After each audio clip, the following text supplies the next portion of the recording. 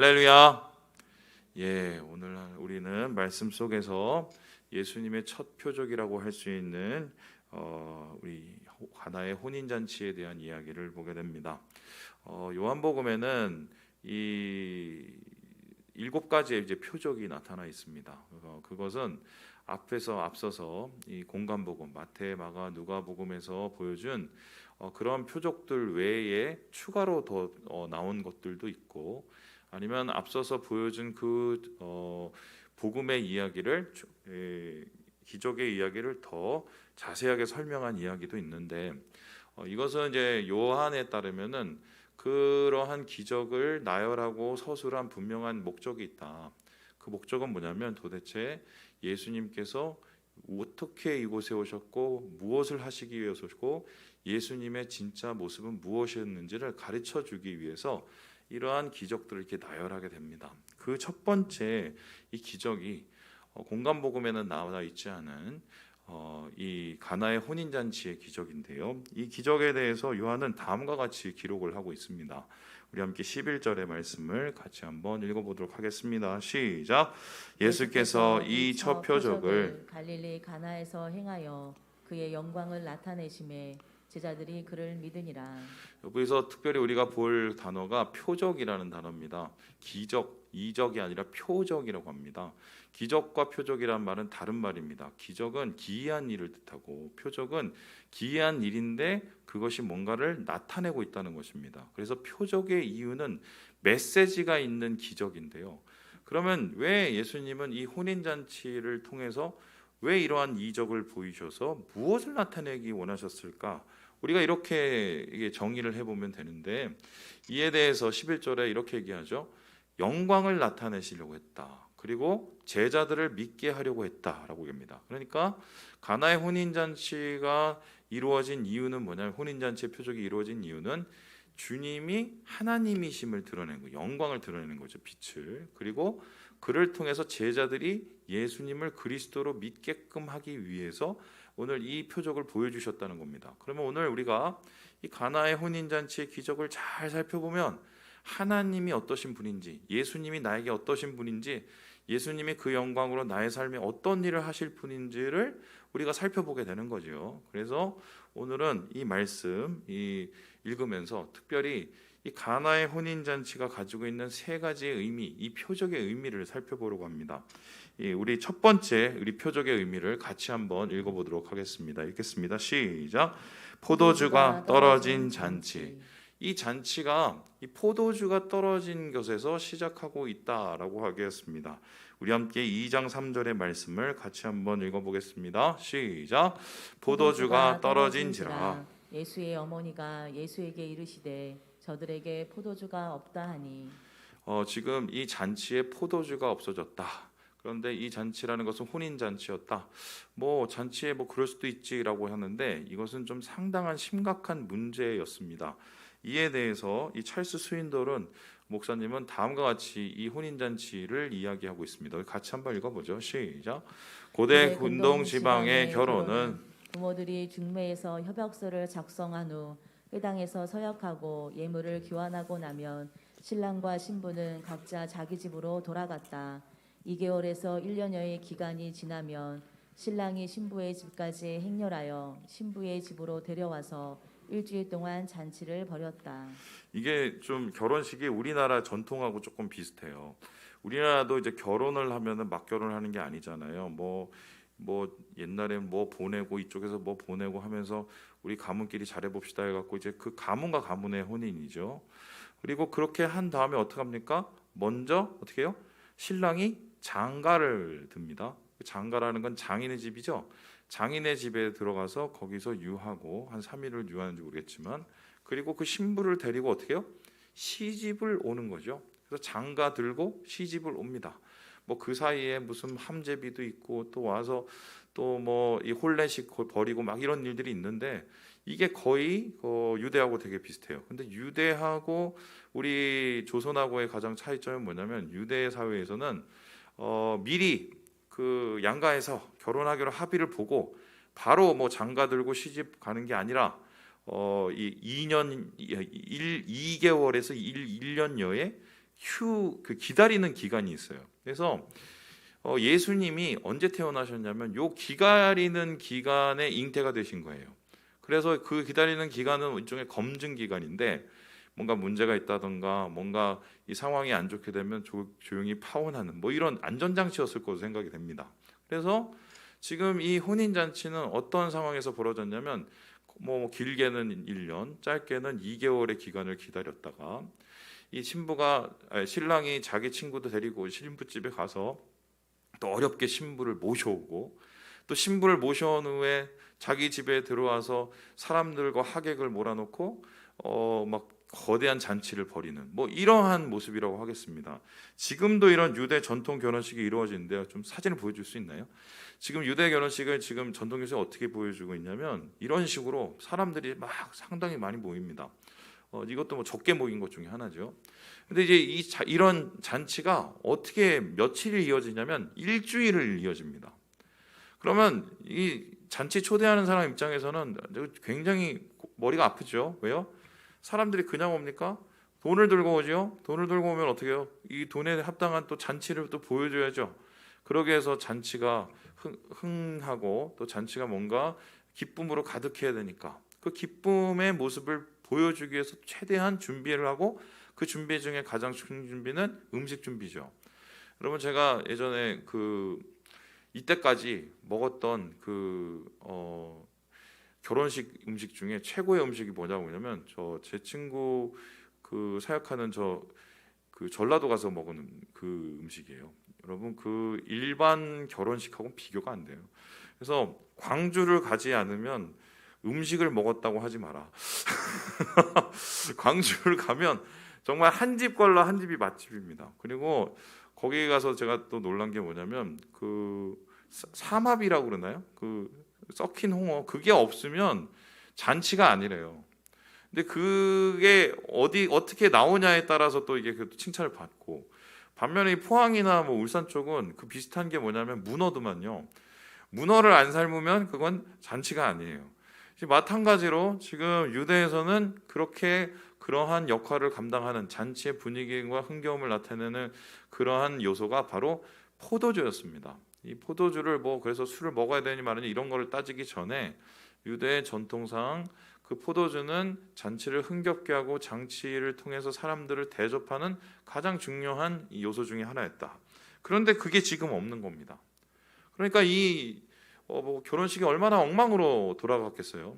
여기서 이게 떨어지게 되면 그동안에 있었던 기간들 또 그동안에 있었던 잔치들이 말 그대로 엉망이 될 수 있는 상황인 거죠. 욕을 바가지로 먹었겠죠. 그래서 이러한 것에 다급해진 나머지 이제 마리아가 이것을 예수님께 와서 예수님께 부탁할 만큼 이게 지금 굉장히 문제가 있는 상황입니다. 잔치는 있는데 먹을 음식이 없다. 마실 포도주가 없다. 왜 하필 예수님의 이 첫 번째 기적이 이러한 이 결핍의 상황에서 일어났을까요? 학자들은 이에 대해서 동일하게 얘기하는 게 뭐냐면 예수님이 앞으로 하실 사역의 모습을 보여주신 거라고 얘기를 합니다. 왜냐하면 예수님의 이 사역은 어떤 시대 배경으로 이루어졌냐면 말 그대로 포도주가 없는 잔치와 같은 시대였어요. 한마디로 하나님에 대한 예배, 하나님을 섬긴다는 예배자, 그리고 주님을 모신다는 성전, 그것은 있지만 그곳에서 하나님을 진짜 예배하고 하나님을 진짜 사랑하고 하나님을 진짜 사모하는 사람은 없는 거예요. 수많은 교회들이 있지만 그 교회에서 수많은 예배들을 드리고 있지만 그 예배 중에서 하나님을 기쁘게 할 진짜 예배는 없는다. 이런 모습은 마치 잔치는 있지만 포도주가 없는 모습하고 비슷한데 바로 그러한 영적 결핍의 상태에서 예수님께서 이 땅 가운데 오신 거예요. 저는 이때의 유대나 오늘의 한국 교회가 뭐가 다를까 싶습니다. 세계 최고의 교회, 세계 최대의 교회, 또한 세계 최고급의 예배당, 우리나라에 다 있죠. 우리 교회는 없죠. 그런데 중요한 거는 이 예배당 그리고 다니는 사람들, 수많은 기독교인이라 부르는 사람들, 오늘 우리가 살고 있는 시대가 그러한 것에 걸맞는 신앙의 모습을 가지고 있는가 했었을 때 예수는 믿어도 기쁨이 없고 예배는 드려도 기대가 없고 기도를 해도 응답이 없는, 한마디로 잔치는 있으나 포도주가 떨어진 이 모습을 바로 주님께서 불쌍히 여기시고 이 땅 가운데 오신 겁니다. 그래서 예수님의 이 첫 기적이 바로 이러한 결핍의 상태에서 오셨고, 이 결핍을 채우기 위해서 오신 분이 바로 예수님이라는 것을 이 말씀 가운데서 우리가 알게 되는 것입니다. 두 번째로, 그렇다면 가나의 혼인잔치의 의미는 무엇일까요? 우리 같이 한번 읽어보겠습니다. 시작. 새 포도주를 내신 주님. 주님께서는 이러한 포도주가 떨어진 잔치, 알맹이가 없고 껍질만 가득한 이 세상에 오셔서 이 잔치에 떨어진 포도주를 채우십니다. 그런데 포도주를 채울 때 그냥 채우는 것이 아니라 새로운 포도주로 채우신다는 게 중요해요. 우리 함께 10절의 말씀을 같이 한번 읽어보겠습니다. 시작. 말하되 사람마다 먼저 좋은 포도주를 내고 취한 후에 낮은 것을 내거늘 그대는 지금까지 좋은 포도주를 두었도다 하니라. 하객들이야 이게 어떻게 만들어졌는지 모르죠. 그런데 예수님께서 말씀하신 대로 이 항아리에다가 5통을 쭉 태우고 그것을 나눠주라고 했었을 때 물이 갑자기 포도주로 변하지 않았습니까? 근데 이 물이 포도주로 변하는 그 상황이 먹어봤더니 사람들이 앞서서 먹은 포도주보다 훨씬 맛있고 훨씬 이건 새로운 맛인 거예요. 그래서 오죽 이게 신기했으면 이 주인을 델다가 아니 이거를 왜 진작에 먼저 내지 나중에 냈냐고 할 정도의 새로운 포도주가 나타난 겁니다. 더 좋은 포도주죠. 그래서 이러한 이 이전 것보다 더 좋은 포도주, 이전의 그 은혜와 이전의 소망이 다 떨어진 속에서 더 큰 은혜, 더 새로운 소망으로 채워진 주님의 사역, 이것을 보여주는 적극적인 이 모습이라고 할 수 있는데요. 사실 이것은 요엘서 3장에 이미 예언된 것이라는 것 여러분 아십니까? 우리 함께 3장 18절 말씀을 같이 한번 읽어보도록 하겠습니다. 시작. 그날에 산들이 단 포도주를 떨어뜨릴 것이며 작은 산들이 젖을 흘릴 것이며 유다 모든 시내가 물을 흘릴 것이며 여호와의 성전에서 샘이 흘러나와서 시딤 골짜기에 되리라. 그러니까 주님이 오시는 날, 주님의 날, 그날을 가리켜서 요엘서는 무엇을 보냐면 새로운 포도주와 새로운 강이 성전에서부터 흘러내려오는 날이라고 생각했습니다. 이전 것은 지나가고 새로운 것이 나타나는 거죠. 특별히 예수님께서 이 포도주를 채우실 때 정결케 하는 항아리 통에 물을 채우시는 것은 굉장히 상징적인 것입니다. 왜냐하면 이 정결케 하는 항아리라는 것은 율법 시대를 뜻하고, 그것 속에서 물이 포도주로 변했다는 것은 이젠 율법의 시대는 가고 복음의 시대가 왔다는 것을 의미하거든요. 그래서 주님께서는 이 땅에 오셔서 왜 무엇을 위해서 사역하셨냐? 우리에게 새 포도주를 위해서 주님은 이 땅에 오신 것이다. 그 새 포도주는 무엇입니까? 이전에는 내 육신을 채우고 이전에는 내 만족을 채우는 포도주였다면 주님께서 주실 새로운 포도주, 영적인 포도주는 내 육신뿐만 아니라 내 영혼을 채우고 내 만족뿐만 아니라 내 영혼의 가장 깊은 곳까지 새롭게 할 하나님의 생명수를 뜻하는 것입니다. 그래서 예수님께서는 이 가나의 혼인잔치를 통해서 생명수를 우리에게 주시고 새로운 은혜의 시대를 여시고 새로운 하나님의 구원과 복음의 시대를 우리에게 주실 것을 미리 나타내신 것입니다. 그래서 이것을 미리 나타내는 것을 통해서 예수님은 표적 우리에게 주님의 영광을 드러내게 되는 것입니다. 그런데 저는 오늘 이 말씀에서 특별히 여러분과 함께 주목해서 볼 부분은 바로 이 마지막 부분입니다. 우리 함께 마지막 같이 한번 읽어보도록 하겠습니다. 시작. 포기하지 않는 마리아. 저는 이 부분을 더 여러분하고 보고 싶은데요. 포도주가 떨어졌다. 그런 시대였다. 결핍의 시대. 그런데 예수님께서는 새 포도주를 내셨다. 주님의 새로운 복음의 시대 채우셨다. 이것까지 우리가 얘기했습니다. 그런데 이러한 포도주가 새롭게 나는 과정을 저는 여러분과 좀 오늘 더 깊이 살펴보려고 합니다. 우리 함께 2장 5절의 말씀을 같이 한번 읽어보도록 하겠습니다. 시작. 그의 어머니가 하인들에게 이르되 너희에게 무슨 말씀을 하시든지 그대로 하라 하니라. 오늘 이 예역의 처음은 사실 마리아로부터 시작이 되는 것입니다. 마리아가 예수님을 그곳에 데리고 갔고요. 왜냐하면 당시 보니까 원래 이 자리는 아버지가 가야 되는 자리거든요. 그런데 아버지가 안 갔다는 건 요셉이 죽었다는 소리예요. 그러면 아마 예수님께서 가장의 모습으로 이 마리아와 함께 그곳을 간 것이고요. 여기서 어쩌면 친척 결혼집에 가서 가만히 있는데 포도주가 떨어지니까 예수님한테 와갖고 마리아가 막 부탁을 하는 거예요. 거기서부터 이 기적이 시작이 됐거든요. 그런데 흥미로운 것은 처음부터 예수님께서 이러한 마리아의 요구와 요청에 응답해 주시지 않았다는 것입니다. 마리아가 와서 예수님께 물어봤어요. 포도주가 떨어졌어요. 저 사람들이 포도주가 없다고 그래. 아들아, 이렇게 얘기를 한 거예요. 그랬더니 예수님께서 대대 뭐라고 하시냐면 여자여, 그게 나 무슨 상관입니까? 이렇게 얘기합니다. 굉장히 퉁명스럽죠. 엄마한테 무슨 여자라고 그러냐, 이게 너무 이건 살벌한 거 아니냐.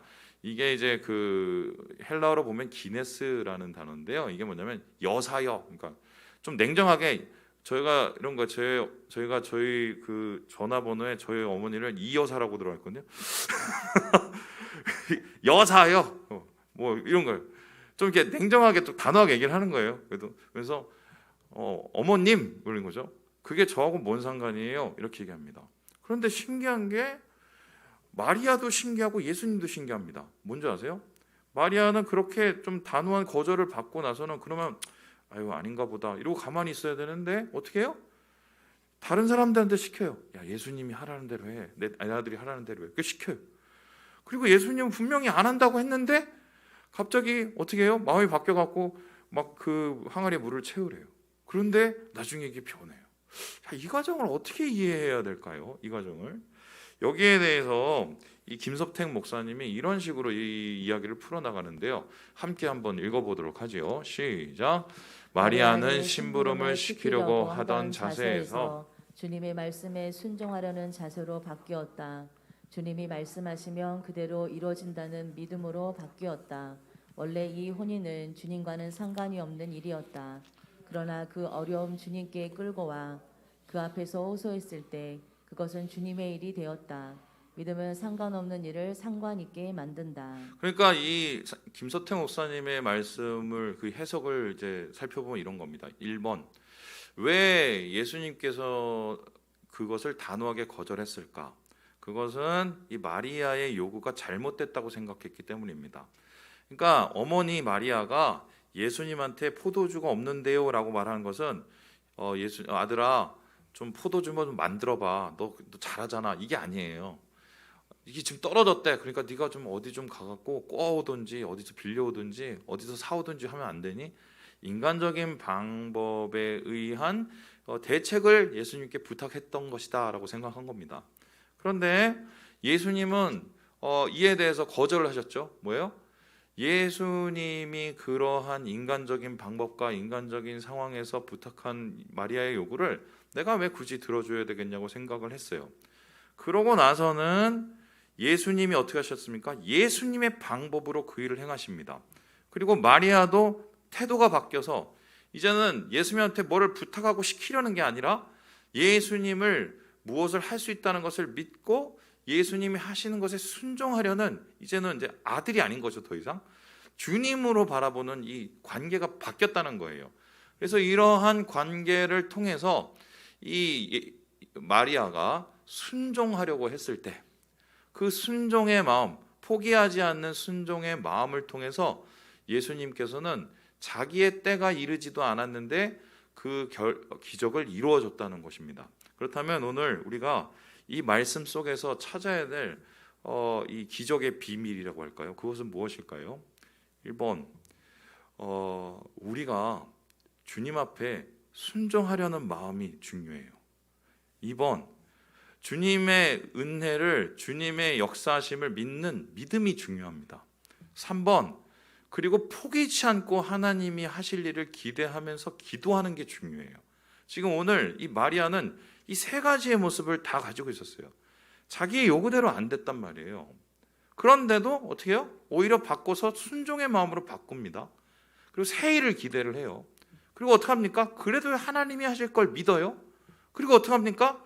하나님의 하실 것을 믿을 뿐만 아니라 끝까지 포기하지 않고 기다리고 기도합니다.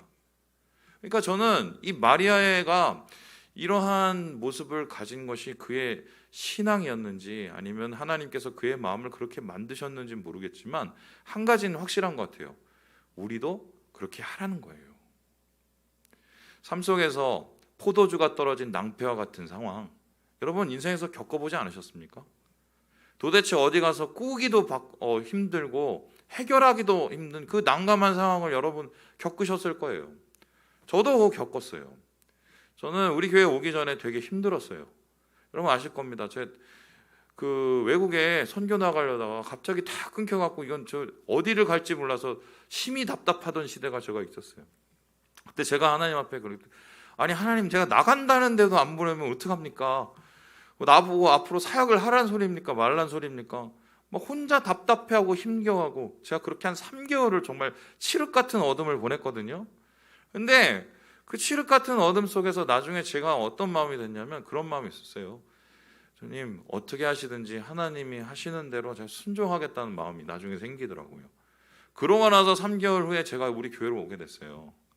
짧은 시간이면 짧은 시간인데 그 시간 속에서 제가 배운 것은 첫 번째 이거였어요. 그래도 주님을 신뢰하려는 마음, 그래도 포기하지 않으려는 마음, 그래도 하나님께 순종하려는 마음. 오늘 이것이 예수님의 관심 없던 것을 관심 있게 만들고, 또한 예수님이 상관없던 것을 상관 있게 만들고, 심지어는 예수님이 안 하려던 것을 하시게 만들었어요. 놀랍지 않습니까? 이게 예수님과 마리아의 일로 끝났을까요? 이게 가나의 혼인잔치로 끝났을까요? 제가 앞에서도 말씀하셨습니다. 이게 표적이라고요. 요한이 썼던 많은 기적의 첫 번째 표적이에요. 그러면 이 표적을 왜 썼겠어요? 우리도 이러라는 거예요. 이렇게 주님을 믿고 신뢰하고 구하고 그 구원과 그 은혜와 그 하나님이 열어주실 것을 우리가 소망을 잃지 않고 우리 요한이 우리에게 이야기한 것 아니겠습니까? 흥미로운 게 요한이 맨 마지막에 이 요한 복음을 어떻게 마쳤는지 여러분 아시죠? 다 망가지고 다 쓰러진 제자들을 다시 세우시는 그 과정. 그래도 물어보시잖아요. 네가 나 사랑하냐고 물어보시잖아요. 그때 참 아무것도 안 되는 그 망가진 베드로가 예, 그래도 주님 사랑합니다라고 얘기합니다. 주님이 포기치 않으시고 베드로도 결국 주님 앞에 순종하기로 작정을 했더니 그들이 어떻게 변하나요? 세계를 복음으로 변하는 사람들로 변하지 않습니까, 여러분? 여러분, 다들 안 된다고 얘기할 때 안 된다고 얘기하면 안 되는 사람이 돼요. 다들 포기할 때 나도 같이 포기하면 그냥 포기하는 인생이 됩니다. 아무 일도 일어나지 않아요. 하지만 신뢰와 포기하지 않는 믿음과 주님을 향한 순종의 마음이 우리 가운데 있고, 우리가 정말 할 수 있을 때까지 부족하지만 뭔가 몸부림을 치고 주님의 은혜를 구하는 우리의 마음이 있다면 주님이 그것을 우습게 보실까요? 아니면 오늘 이 마리아의 이 모습을 통해서 큰 일을 행하신 하나님의 그 모습을 나타내시겠습니까? 말씀을 마치려고 합니다. 포기하지 않았어요, 마리아는. 여러분도 포기하지 마세요. 주님도 포기를 안 합니다, 우리를. 근데 왜 우리가 먼저 포기를 할까요? 물론 저도 이해해요. 너무 힘드니까, 너무 어려우니까, 너무 내 생각대로 안 되니까. 포기하고 싶죠. 다른 대안이 있으세요? 포기하고 나면. 주님 붙잡는 거에 다른 대안이 있으면 그걸 하세요. 그걸 하시면 됩니다. 없으시면 오늘 마리아의 모습을 다시 한번 새겨보세요. 그리고 그 마리아의 그 모습을 불쌍히 여기시고 포도주가 떨어진 잔치를 다시 기쁨으로 바꾸신 예수님을 좀 바라보셨으면 좋겠어요. 주님의 은혜로 새 은혜를, 새 소망을 기대하시면서 오늘 주님 앞에 기도할 때 주님이 주시는 놀라우신 역사를 경험하시는 우리 모두가 됩시다.